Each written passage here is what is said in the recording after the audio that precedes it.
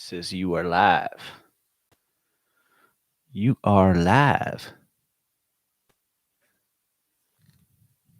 All right, folks, we are live. Welcome to the show, episode 73 of the Camera Junkie podcast. This show is brought to you by nobody, by me. All right, what is this show about? I do the show. I try to do it daily now. I'm trying to do it daily. It's going to be about camera news, camera. This is just pass on these. Just camera, talk about cameras, talk about YouTube, making YouTube videos, the equipment required to make YouTube videos. And I'm here to help. That's what I'm here to do. I'm here to help. If you're interested in making YouTube videos, and I'm gonna do a daily podcast. I'm trying to do this as daily as possible. For those of you that don't know, I'm actually getting ready to move to the Philippines. So there's going to be a period of time starting near the end of next month, middle to end of next month, that I won't really be able to make videos on this channel. So I'm gonna try to knock out as many as I possibly can and build this up as much as I possibly can. So when I get there, I can just keep it rolling, get it back rolling again, and then just keep it going. So let's get into this news, camera news for the day. Alrighty.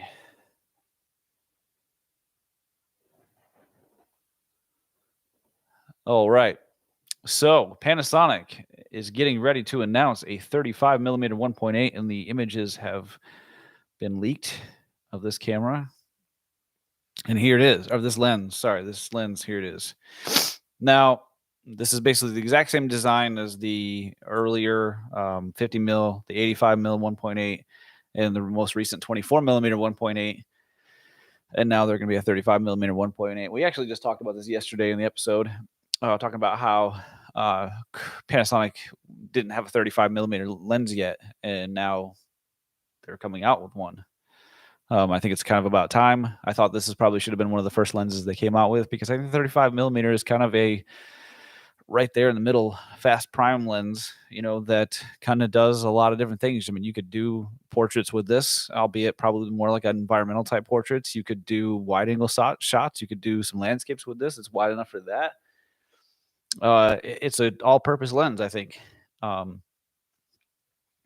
I think it's about time that they've come out with this. Not a whole lot of talk on this. This lens isn't out yet. It's just a lens at this point. There's no real information. I guess within a few hours, Panasonic will announce the new 35mm 1.8 lens. Here are the leaked images. So this is going to be out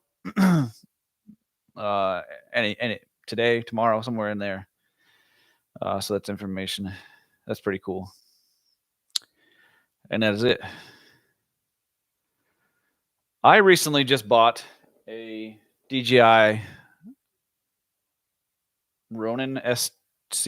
That's what this is. This is the older one. There's the RSC now, RSC2, the Ronin S2, or DJI RS2, and then the older Ronin S. But Crane, Zhiyun, whatever you want to call them. I don't really. Everybody seems to call it something different. I'm not really gonna. But they've come out with the M3, and we actually just talked about the M2 last night. Pairing it up with something like this, this A7C. But I know that Crane M2 would have somewhat of a hard time with that. But with this thing, I mean, they're talking this is going to take an A7 III with a lighter lens. I've seen a couple of videos on this thing. It's pretty cool. If you look right there, there's actually a light on this thing. There's also a version of this, the combo kit. Or sorry, maybe the Pro kit. So $649, you get this whole setup here. This right here in the middle is a microphone, like an XLR type microphone that will connect not wirelessly, but it will connect to this and record audio into your. So if you're doing interviews or stuff like that, this thing would be really cool. $649, a little bit out of the price range. What I'm looking for. I do like this kit. It's pretty badass, actually. Now, it's not going to carry something like this, I don't think. It is designed to carry the A7C, but not with that lens. I saw a video today with the 18mm f2.8 Samyang lens, which would be a perfect little lens for this. I do have to agree with that. It would be a nice little lens for this setup. because I do like that Samyang 18mm 2.8. It's definitely something that I might consider putting in my bag before I head off to the Philippines. This is also kind of something I might be considering putting in my bag because I think this is a pretty badass little setup here, especially this Pro kit, because coming in with that microphone, that is kind of cool. It's got this little wireless module down here to be able to connect to your camera. It's super lightweight. So pairing it with like the ZV-E10 or an A7C with a really light lens would be a really nice little setup for vlogging to have nice stabilization. And one thing about this camera, Sony just doesn't do stabilization very good. And obviously you can use Catalyst Browse, and that's a free software to be able to stabilize your footage, but I can assure you it's not going to speed up your workflow. Matter of fact, it's probably going to add quite a significant amount of time to your workflow. So having a gimbal will obviously speed that up quite significantly, and having a nice little gimbal, lightweight, something you can carry with me everywhere you go. I think this is a pretty cool little setup. This was just announced today, from what I understand. I saw a couple of videos on it today, talking about how it was announced today. But this whole setup right here would be pretty badass for a lot of different things. With that microphone, it is kind of like an interview type microphone. If you're going to get into like journalism, which is something I'm interested in. If it wasn't for the politics that are involved in journalism, I probably would get into it. But and just the constant, just unbelievable amount of nonsense that's in politics right now, I would probably do something like that because I'm quite interested in it. Journalism, going into places and getting stories and stuff like that, and getting footage, and you can make a lot of money if you can sell your footage to like news companies and news organizations and stuff like that. So that's something kind of cool to get into, and this would be kind of the perfect little setup for that, to run and gun. What's cool is it comes with like a coil type cable that plugs into the little look at number 6 there. It kind of plugs into that, and it has like a coil cable in it. You can go out about 15 or 20 feet away from this thing, it seems like, and be able to get like an interview type thing. Just kind of cool. I do have a microphone like that, but I don't know, it doesn't connect the way this does, and it somehow connects to your camera, and you can record audio from that microphone to your camera through this thing somehow. I'm sure there's specific cameras, but I'm pretty sure the ZV-E10 as well as the A7C are both in that realm of cameras that will work for. But this thing is pretty badass, I think. Again, it's $649 for the Pro kit. That's to get the microphone and stuff like that. But you think about it, like the microphone, I don't know, you can compare it to something like a Rode NTG. Maybe one of the older ones, but even the older, like I bought an NTG 2, I think, just recently, and it was like $250 US. So I mean, for the microphone itself is $250 to $369. You're looking at what, $600 right there anyway, and then you get the little bag, which I probably wouldn't use anyway, and then the wireless stuff. I don't know, interesting. I like because it's got the little light there. I think that's kind of cool. There's no gimbals on the market. This is specifically for vlogging. So I mean, it's vlogging in the middle of the night. For YouTube content creators, I think one thing that I find popular is like city tours, or live city tours. Now on YouTube, you have to have 1,000 subscribers to go live mobile on your mobile device. So I don't have that yet, obviously. I've had that on other channels before, so I used to go live quite often on other channels that I used to use. But I no longer really use those channels anymore. Matter of fact, I gave it kind of away. But anyways, yeah, having that light on there would be kind of cool. It does come with like a cell phone mount, so you can mount your cell phone in there and do live streams or something like that. That was something that was super popular a few years ago. A guy I used to watch, Cheap Charlie Chronicles. He used to do live streams, like what are they called? In real life, IRL videos. Basically, we just kind of walked around all day and just showed. He was in Pattaya, Thailand, which is a place I've been. I spent a lot of time before, and I had a really great time there. It's a fun place to go. If you like to, party and stuff like that. It's kind of like, I was younger. It was a good time. And it was just kind of nice to relive those things through his channel. And he would do like 8-hour live streams, and he was making like $6,000, $7,000 a month just live streaming, and he only had a few thousand subscribers. And that's a lucrative thing to do. And you just walk around and show your day. And if you have an area where there's always a lot going on, that's kind of cool. And having something like this would be really, really awesome, especially if even nighttime you can have the light. I don't know what the battery life is on this thing yet, but this thing's pretty cool.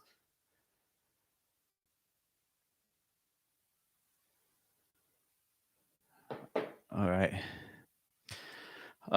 Canon has announced some like family spy cameras, so the government can watch you in your home. Unveils its first smart camera to capture those nifty family moments. I'm not really big security cameras that are connected to the internet all the time, because why wouldn't the government spy on you? To be honest, I was tempted to title this post, Canon unveils its first domestic surveillance camera. See, they're thinking the same way I am. Would not be harsh, do we? At a glance, automatic capture of stills and videos, pan and tilt zoom lens with a range of 340 degrees pan and 110 degrees tilt, and a 19 to 57 millimeter equivalent zoom lens. It seems pretty cool, but also kind of a little bit scary at the same time. I don't know. I think Canon might be. I mean, I understand where Canon's coming from, because I mean, I don't know how it is where some of you guys live. I don't remember seeing all these when I was in like England just a few months ago in like Tesco or what's the other store there? I know, big department stores where there's like a little bit of everything. I don't remember seeing a lot of security cameras. Well, here in the United States, if you go down to Walmart, there's like a whole aisle in the electronics section of security cameras. And it just, I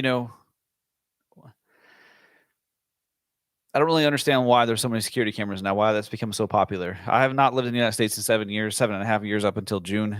I moved here back to the U.S. in June of this year. And it's just kind of weird to me that there's so many security cameras. And I understand why Canon wants to jump on board this train and get security cameras and stuff like that. This is not really what this channel is about. But this one's a little bit different because it seems like it's a smart camera. So maybe it just turns on when there's like something going on. I don't know. Prioritize certain faces, manual control, and image management via the Connect app for mini PTZ cam. Wi-Fi and Bluetooth make connecting to smartphones and tablets easy. Canon releases the Canon PowerShot PX, a camera made to transform how families photography, families photograph. I don't know. The camera is always on, following anything you do, has face recognition, and notes when people smile and take photos. Absolutely nothing to be worried about. Okay. Will look good near always listening Alexa or Echo. Sorry if I said that's your thing. I don't have those things in my house. The PowerShot PX, I mean, my cell phone already records me enough. So,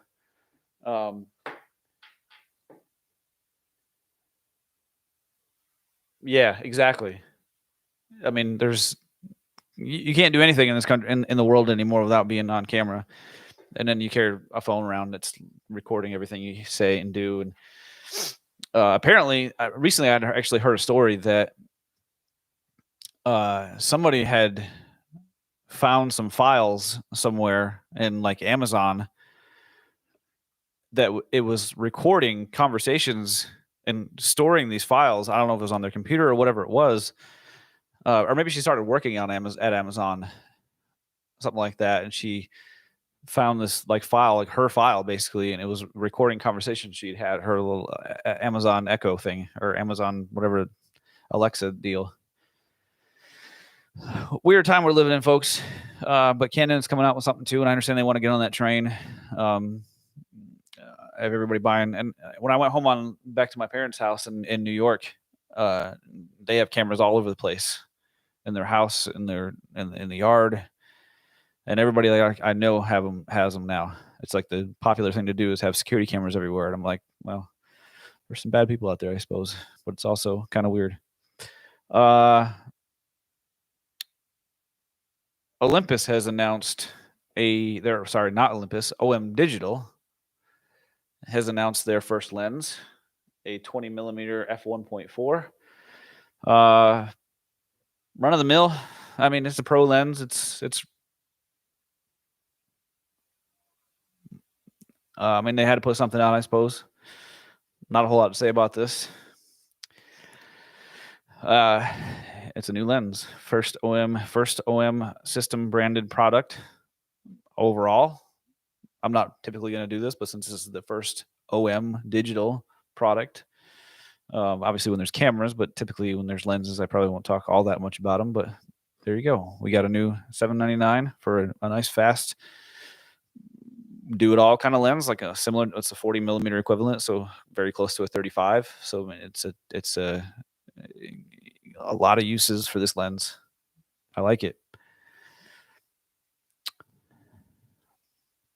Next year, I think, is going to be a huge year when it comes to the camera industry because the last 2 years have been so terrible. With COVID and the supply chain shortage and things of that nature, and I think the Olympics this year were kind of underwhelming. The Z9 came late, which probably should have been a camera that was announced before the Olympics. The R3 came after the Olympics as well. Granted, we do have Winter Olympics coming up this year. And typically Olympic years are years that cameras come out because that's a good time to show them off, is at the Olympics and, when the whole world is watching. No specs on this thing yet, but I was expecting an R1. When I looked at the R3, I thought that, wow, the R3 is an amazing camera, but I don't think it's a flagship yet. I thought that there were, the 1D X was their flagship DSLR. 1D X Mark III was their last one. And I think that, they kind of had to. I think that, the naming rights, for instance, were going to be a 1 in there somewhere, not a 3. I think a lot of, so I thought the Canon R, when it came out, was a placeholder. I do not think we'll ever see an R Mark II. Okay. I'm confident in that. I think it was a kind of a placeholder camera. What I mean by that is let's test the market. Let's put out some great lenses. That's what Canon did. They came out with, 3 or 4 really great lenses to start with. And then, they've obviously come out with more and more lenses since. But the Canon R was just a kind of feeler. I don't think it was ever meant to be. Same with kind of the RP was to kind of bring more of the younger crowd or more of the entry level people in to the RF mount system. I think, with the R6 and the R5 that came out, that's going to be more, along the naming rights.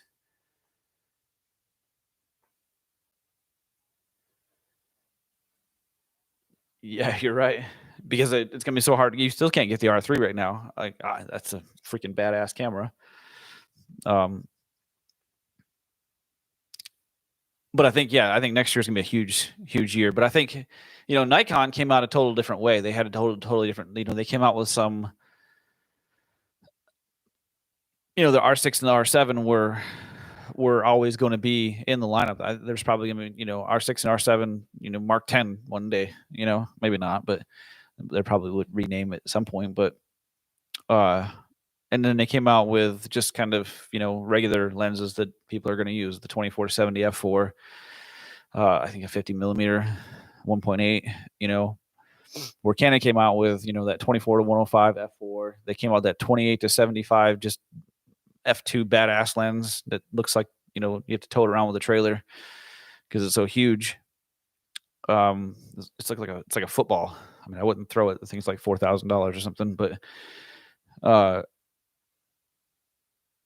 but yeah, now they're coming out with the more. I don't think you'll ever see it. You'll see something along the lines of an RP Mark II. I don't think it's going to be called an RP Mark II. I think it'll be more along of a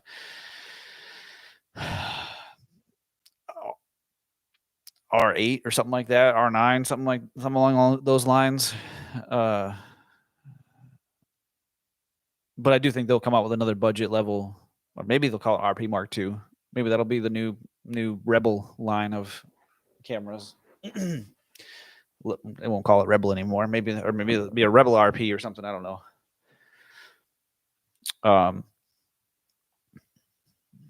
But this is going to be, the true competitor, I think, to the A1. Probably even beyond that, because I don't think Sony ever really had anything that competed with the 1DX Mark II. It never really did. I mean, they would put the A9 up against it, but it wasn't. It didn't really compete with the 1DX Mark II, or it sure didn't compete with the 1DX Mark III. But I think these R3 is definitely a competitor in the whole system. I think the R3 is more of a, I don't know. The R3 is kind of like an oddball one because it's just, it's just a lot of everything, I don't necessarily, I guess R1 or A1 kind of competes with the A1. And then the Nikon Z9 is just a freaking powerhouse, badass camera as well. I'm excited. I can't wait to see these R1 these cameras come out. I would love to have an R1. I would always wanted a 1DX Mark III, but I've never been able to justify $6,500 for a camera. If I'm gonna have $6,500 for a camera, I'm probably gonna buy 2 or 3 of them. That do different things, I guess.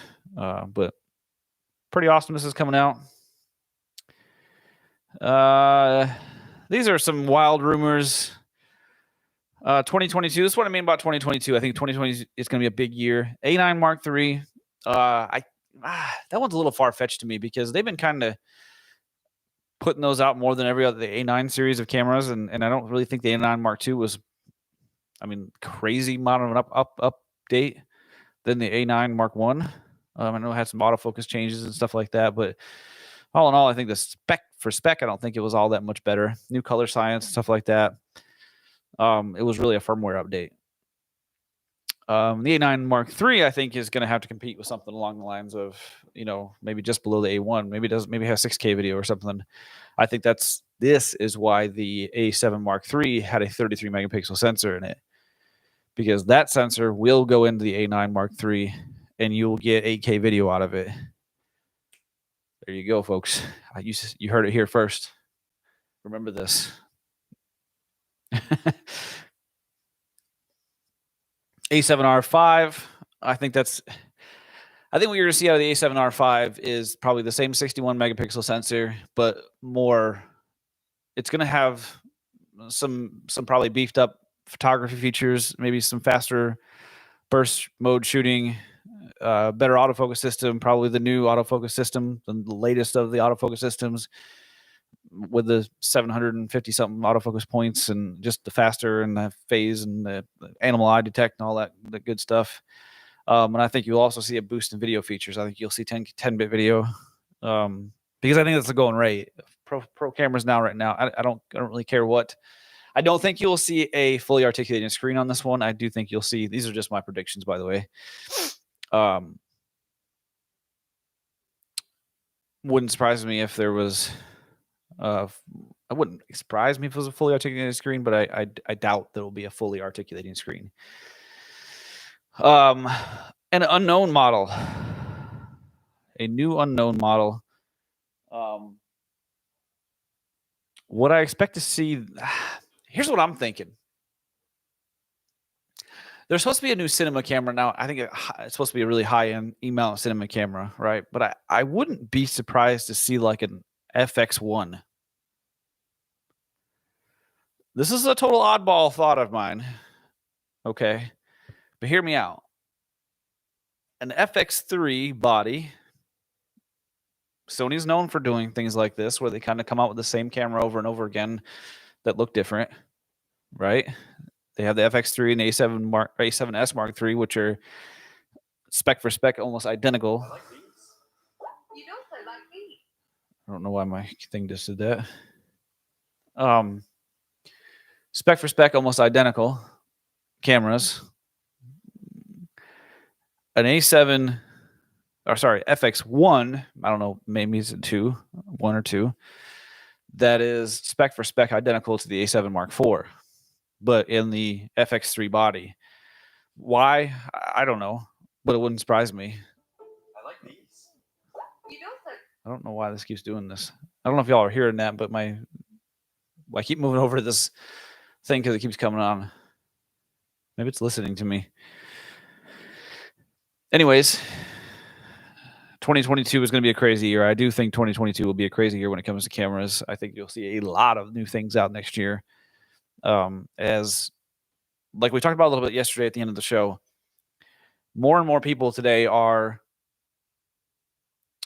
creating YouTube channels as a source of income. I think in 2022 and beyond, and it's not, it happened a long time ago, you know, we're not the same old, you know, you graduate high school, you go to college, or you get a job and you work the one job and you have one source of income for your whole life. I think the way of the future is to try to build as many sources of income as possible.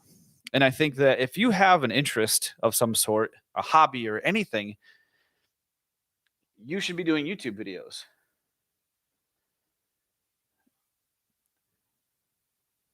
Yeah, it'd be perfect for a lot of people. I think that, like an FX1 type camera, something like I said, FX3 body with the A7 IV specs would be pretty badass.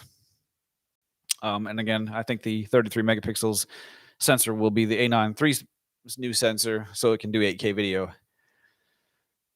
But yeah, I think you should be doing YouTube videos. If you have some sort of hobby or some sort of interest, or, you know, the big thing now is like, you know, kind of interpreting the news, you know, current events and stuff like that. There's a lot of people that do that. I kind of watch actually quite a few of them. They interpret current events and kind of give us their side of the story. I think if you own a business of any sort, you should also do YouTube videos because it's free advertising. Why wouldn't you? Like I said yesterday, if it reaches one person, that's one person that it didn't reach without the videos, you know, and chances are it's going to reach more than one person. If you can do commercials or kind of like, you know, if you're selling a product or something like that, you have a store, a coffee shop, a restaurant, you should do commercials free on YouTube, you know. Why not? I think it's a great idea. And I think the camera industry is going to latch on to that. And I think you're going to see, you know, a lot of content creator like cameras that are going to be coming out over the next couple of years. And perfect for me because that's what I'm going to talk about. So, all right. Now what you all are here for, the actual star of today's show. Now, I have been reading X-H2 rumors for at least 2.5 years. So take everything that I'm about to say with a complete grain of salt, because although I do think we are very close to an X-H2, it's been a year and a half at least since the X-T4, maybe 2 years since the X-T4. It was mid 2020, the X-T4, early 2020, the X-T4 came out. So it's been a year and some change since they've had a professional level or high-end camera. And Fuji usually doesn't wait that long. Obviously, things are a little bit different now. So the X-H2 came out, I believe, in 2018. Later in 2018, it came out. And the thing with the X-H1, I actually own that camera, but late in its existence, very late in its existence. I got that camera for like, I don't know, it was like $700 or $800 with a battery grip. It was a used one. But when that camera came out, it was $2,000 for the body alone. And I think it was overpriced. It did have some features on there. It did shoot 10-bit video up to 4K 30, which I thought was really, really awesome. It did have cinematic or 40 cinema 4K, the 4096 by 2160. And I really like the X-H2. So the rumors that it's going to disappoint half of you and make the other half happy. So I have a couple of different theories.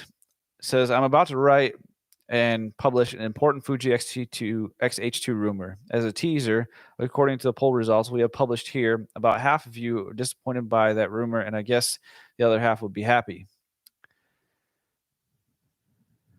What is this? Did I not?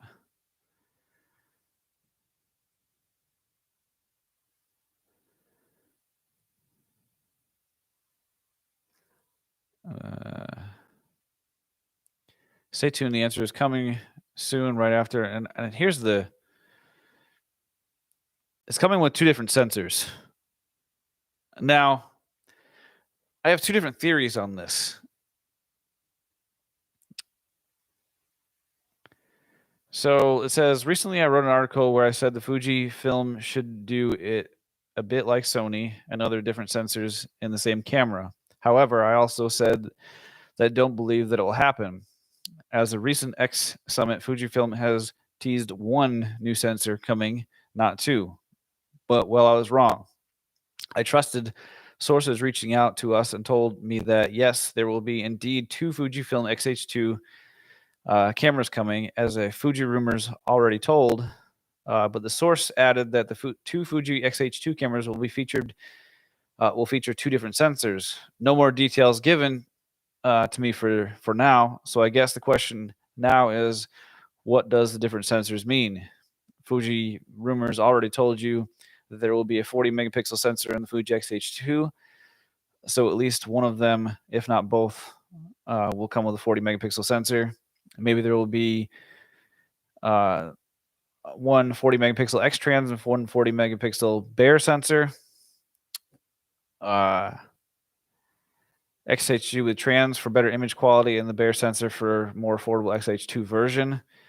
We have explained the X-trans bare differences, or will be 2 completely different sensors with different megapixels or even different sensor technologies. Again, keep in mind that all Fujifilm announce is 1 new BSI stacked X-trans sensor. So the options I see are this: Fujifilm is hiding something from us. Fuji rumors is wrong, and there will be just 1 X-H2 with 1 sensor. There will be 2 X-H2 cameras, and both will feature a stacked BSI sensor. Another question: will both Fuji X-H2 have the identical body, or will the body be a little different? So maybe I have 3 theories on this. Theory 1 would be something like what Sony is doing. Maybe there is a lower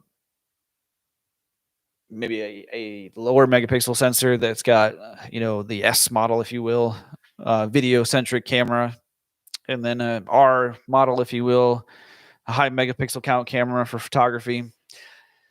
I believe that's the least likely one, because you have the XT4 lineup. There could be an XT5 coming. And I think that camera will be that's your hybrid, kind of middle of the road. It's really good at 2 different things, right? So my theory 2 would be that we're going to get like an XH. We're going to get 2 totally different cameras. An XH2, which is going to be your super high-end flagship badass camera. Everything, got the 40 megapixel 8K video, all that stuff. And then an XH20, so similar to what the XT30 is. Not so badass, but still has a lot of the same features, right? And the XH kind of refers to, it's more video centric, right? That's what they've kind of designed them around. So maybe an XT4, basically, that doesn't really have a lot of photography features on it. I'm just kind of guessing on that one. That's my theory 2. Theory 3 has to do with the supply chain issue.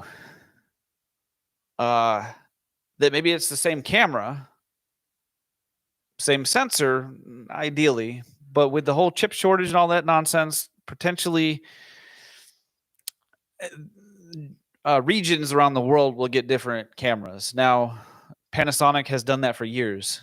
Matter of fact, if you go to Europe, a lot of their old G cameras were named, and in Japan as well, were named something different. Like the G95 had, or G85, G95 had like 3 different versions of that camera. There was the G80 that was in Europe. the G85 that was in the United States, and then the G81 was out in Japan, in Asia. So there's 3 different versions of the camera. It was basically the same thing, but they named it 3 different things. I'm sure there was some minor differences. But I can see something like this happen. Like some parts of the world might get...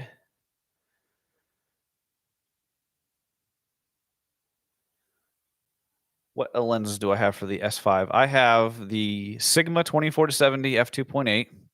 I've got the kit lens, the 20-60, and I just bought, but I have not gotten yet, the 16-35 f4. That should be here, I think, Wednesday, last I checked.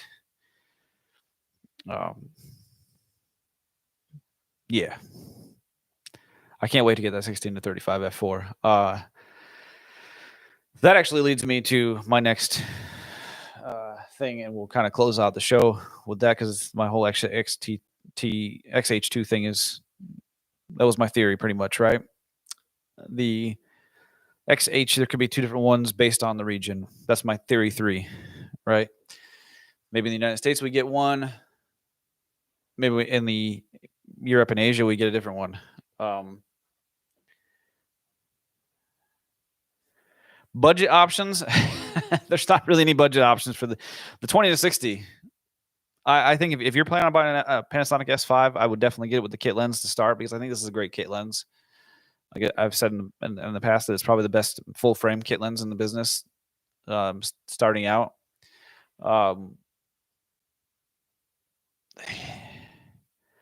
There's not any. That's one of the unfortunate parts of the L mount, that there's not really any budget friendly lenses.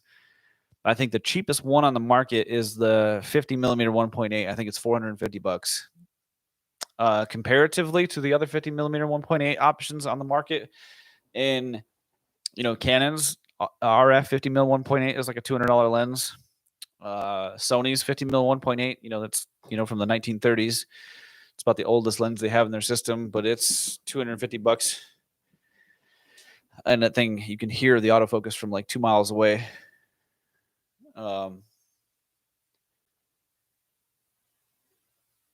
Yeah, I don't think there is yet. So there is Sony E-mount to Nikon Z mount. You can actually adapt Sony E-mount lenses to the Z mount, and it has autofocus and all that stuff. That is really cool. There is a Sigma MC21 adapter that will allow you to mount EF lenses to the L mount, so you could get some EF lenses. That's an option.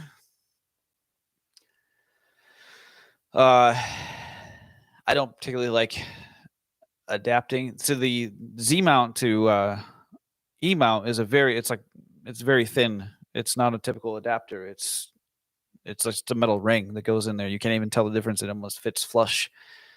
It's really cool. Let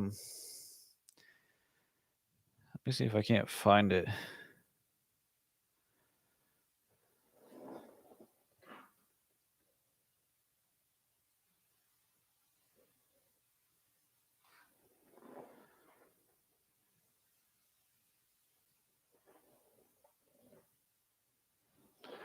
All right, so this is it right here.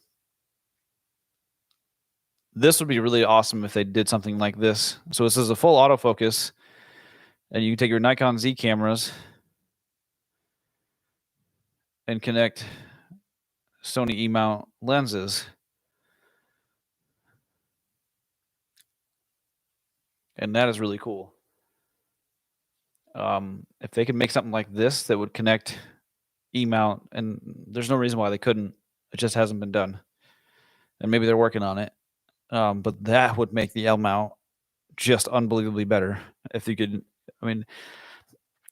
the argument for Sony right now that can't be beat is the fact that their lens lineup, third-party lens lineup, is freaking badass, right? Tamron, Sigma, Samyang. You just can't beat it. There's so many manual focus lenses as well. If you're really into manual focusing, so many different. I don't think you go wrong with the Tamron lineup. You can't go wrong with the Sigma lineup. You know, Samyang makes some really, really great primes, and they just came out with the 24-70 f2.8 zoom lens, their first zoom lens. I fully expect them to have like a 16-35. If Tamron comes out with a 16-35, somewhere in that range, zoom lens, f2.8, because the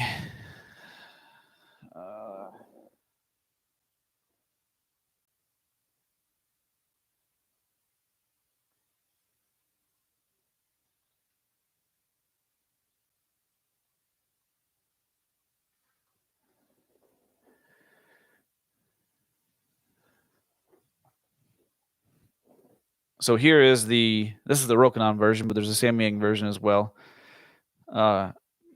And I think the Samyang version is actually $100 cheaper. It's $900. But you already it's basically got the same like look and build quality to the Sigma lens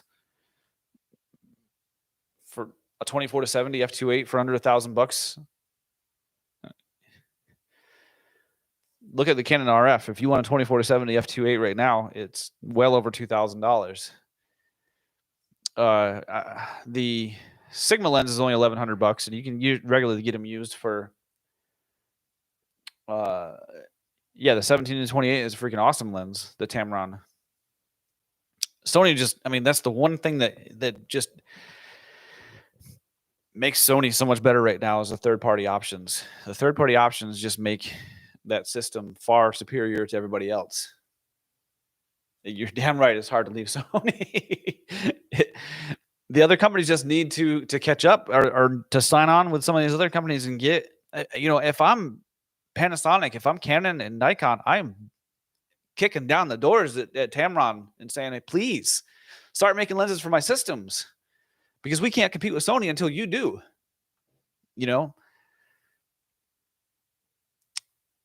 Sigma obviously has EF and Nikon DSLR lenses and F-mount lenses. So they've got those, right? And you have the Z to F adapter and the RF to EF adapters and stuff like that, so you can adapt them. And I'm hoping that's not what they're trying to do. Hey, well, you can adapt. Well, those lenses are old. When Sigma has started making the mirrorless system lenses, they fixed a lot of their old autofocus issues. They're not so loud anymore. The old Sigma lenses were quite loud, and they're built like tanks. I mean, they're still built like tanks, but it would just be nice to see Sigma build dedicated RF and Z mount, and well, they already do L mount, but it would just be nice to see that. And I think they need to. I really do. Same with Tamron. I would love to see. So Tamron's making Fuji lenses now. So that's a step in the right direction. But none of their full frame glass will go to Fuji, because there's no point. They don't have a full frame camera. Perhaps, I don't know if they would do their bigger cameras, but yeah. Starting this week, I'm actually going to start doing YouTube shorts on this channel as well. I'm going to try to work on some of them. I think that's kind of a big thing right now on YouTube, to build your channel. A good way to build your channel: quick, short videos, 1 minute or less than a minute. And part of this channel this podcast is to kind of help you grow on YouTube as well. I really need to. I know that you've kind of commented on my other CJ Broad channel, and I probably ought to look. Do you also have a YouTube channel, Daryl? Because I'm going to go check it out if you do. But part of this channel here, the Camera Junkie, is to help with YouTube, and I think I'm actually going to start doing some. When I get my 16 to 35 f4 lens, I'm going to do a little like unboxing. And basically, that's you kind of use your smartphone. I've got a little setup here that I can kind of build. Okay, I definitely will check that out. Is it? Just click on the Daryl one Tata. I don't know. I probably butchered that name, but I'm gonna definitely check that out. because I'm interested in. Okay, this account, perfect. I will definitely check that out. I'm definitely interested in helping as much as I possibly can.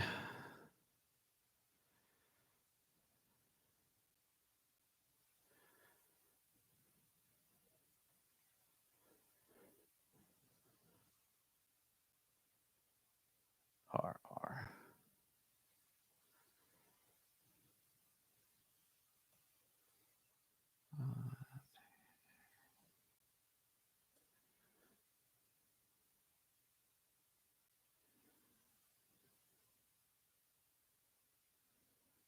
I mean, I don't have I mean, if I can do little shout outs too and stuff like that. I think you commented on one of my.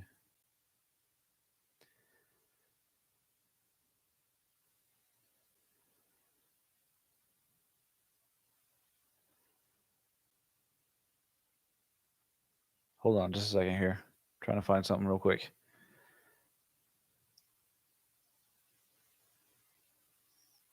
I can't seem to find it. I will check, and I'll have that tomorrow.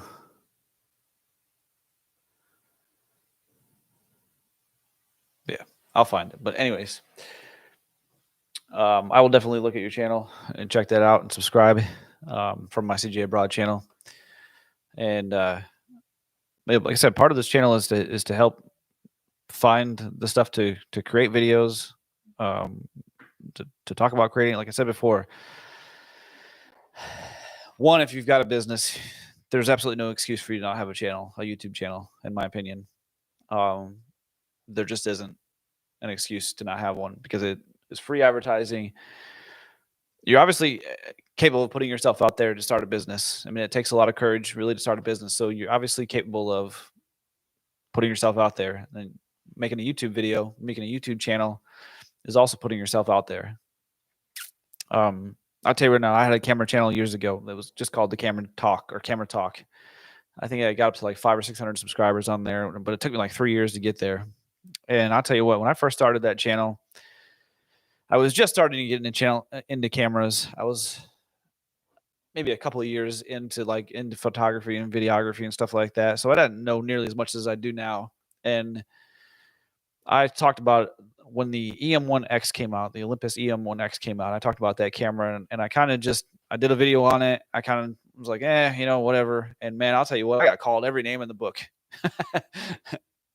People are very, very sensitive when it comes to their cameras. And I kind of learned that over the years, just more information, just, and everything I've always tried to be kind of positive, I suppose, when it comes to that. And this is just something I'm interested in. I always look at the news when it comes to cameras. So that's why I do this channel. And then obviously my main reason for doing this channel is to help, because I enjoy helping people. I want to help. If you can get some information from me that helps you grow, that's what I want to do, or helps your channel grow, or helps you grow in whatever thing you might be doing.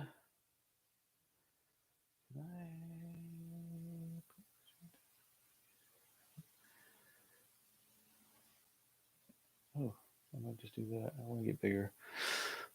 Anyways, yeah, and again, what I want to do in the Philippines is I want to get more into.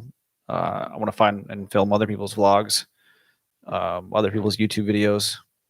I think there's a lot of people that have really good information, and a lot of people that are really great on camera that I've seen in the Philippines, but they use like a crappy smartphone from like 3 years ago, 4 years ago, and they definitely could benefit from something like this, and a gimbal, and a little bit of editing skills. I mean, you don't really if you go to my CJ Abroad channel, like that's just a lot of times just me talking. I was retired from the military. I did a whole year of videos there, kind of going over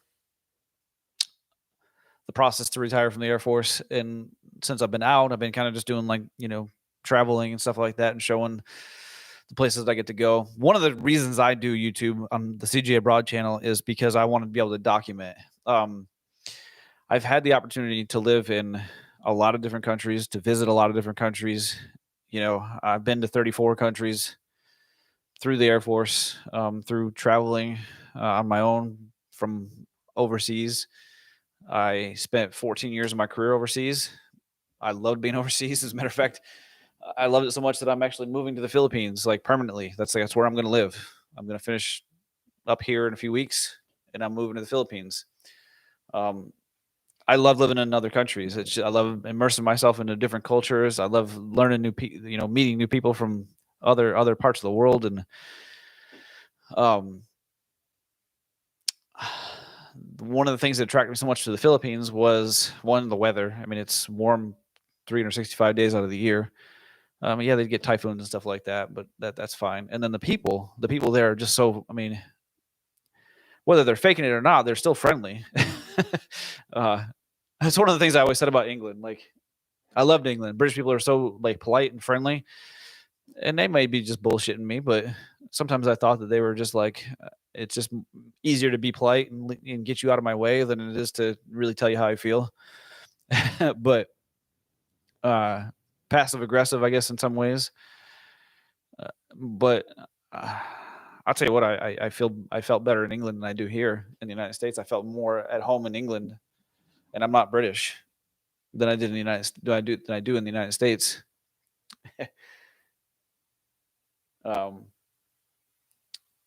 And I loved living in England. Like, it was so much fun, and I love London. Yeah, London's gone through some, but I love London. I love going down to London. Yeah, it's like crowded, but there is always like festivals and stuff going on. At least back before COVID, I'm sure they've kind of picked back up again. Now there's protests all the damn time, and those aren't really cool. And there's protests everywhere in the world right now. Everybody's angry at their governments, and I get it. But I still love the city. Manchester, I wish I could have spent more time in Manchester, but I started going to Manchester in like 2009 when I was stationed in Germany. I would fly up to Manchester because I was married to a Thai woman who was living up there. We had just gotten married. We were working on a visa, and she was living in Manchester. So I would fly up to Manchester. She was living in Sale, which is right outside of Manchester, and a town of Sale, which is where we lived, was like right down the street from Old Trafford, where I love Manchester. It's such a nice city. And I've gone back a few times. Okay, so I went to Nottingham. Was it Nottingham? Last year. I think I went to Nottingham last year. I can't remember if it was last year or the year before. I don't remember. It was like, it was during COVID. I remember because we had to wear masks when we went inside and stuff like that, but everybody's not wearing masks outside. But yeah, I like that city. But Manchester is like, that's got a special place. We were staying in Sale, and I would fly up there almost every weekend and stay, because I was flying back then. Ryanair was like $10 to fly from Germany to Manchester. It's a little more expensive now, but back in the day, man, it was so nice to just fly out there. I would get on the weekends, and but yeah, I wish that I was into video back those times, because I wanted to document those things so I could go back and see what things looked like. I can go back, and I don't have to travel back there. I mean, even though I would like to, I don't need to. I will probably be living in England again in a few years. I'll be living in Cambridge most likely in a few years. I have a 8-month-old daughter. She's about 8.5 months old. And her mother is a nurse up near Cambridge. So chances are we're going to have our daughter go to school in England, and I probably will move back there when that happens. So I'll most likely be living back in England at some point in my life, which is perfectly fine with me. The U.S. citizens can stay there for 6 months at a time on their passport. So that's pretty cool. And I can probably get a visa too at some point to just stay there for good. I might even go to work on base there at Lakenheath or Mildenhall, either one of them. So yeah, I like to document. That's one of the reasons I do YouTube. I like to be able to document the things I get to do. I had a YouTube channel where I documented all the stuff that I did in England. As a matter of fact, like one of the, I don't know if you, I'm sure if you're into cameras, you're probably into tech, but what the hell's the dude's name? Aaron from, yeah, that'd be cool.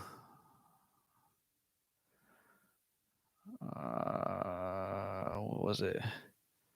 I got to meet a bunch of big time YouTubers. Like I met, who did I meet?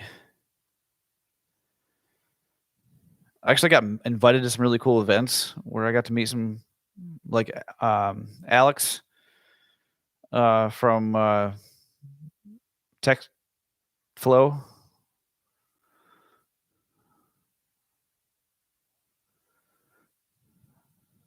What the heck's his name? Mars Bar Vlogs. I got to meet Mars Bar. I got to meet his like manager a bunch of times. I would see him all the time. And I got to meet I'm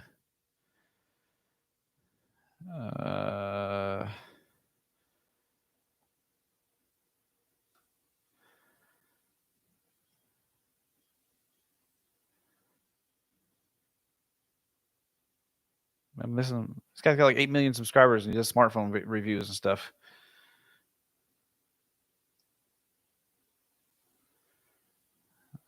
Oh, Mr. Who's the Boss. That's the one. I actually got to spend like a whole day with Mr. Who's the Boss. Yeah, that was really cool. That was back when he only had like 1 million subscribers. Now he's got like 8 million. But we were down in London. Like he went into the M&M store there in London and like bought up half the damn store and just started giving it away to people on the side of on the street. That was really cool. But yeah. But I had tons and tons of videos, and I just decided, I'm not doing YouTube anymore, and I deleted them all. And I was like, man, I'll tell you what, I'm never going to do that again because I have no access to those videos anymore. They're gone. And I started that channel when I was in Korea. So I had a bunch of videos from Korea. I had a bunch of videos from Thailand. I had a bunch of videos from when I got to England. I went to Romania. I went to Iceland. I went to Switzerland. I went to Estonia. Spain, had videos from all these places, and I deleted them all. All over England, Manchester, London a bunch of times, and I, for some reason, deleted them all. And I'm never going to do that again, I promise.